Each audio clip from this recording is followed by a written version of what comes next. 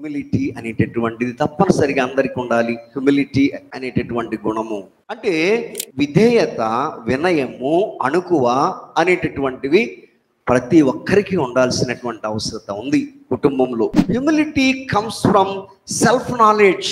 ఇది ఎవరు నేర్పాల్సినటువంటి పని లేదండి.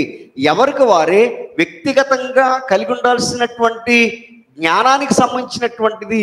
ఎవరో నేర్పితే నేర్చుకుంటాం కాదండి. మన పూర్వీకులు మనకు మోకరించి ప్రార్థన చేయడం నేర్పారు. మనకి నేర్పలేదు. వారు మోకరించి ప్రార్థన చేస్తుంటే మనం దాన్ని చూసి నేర్చుకున్నాం.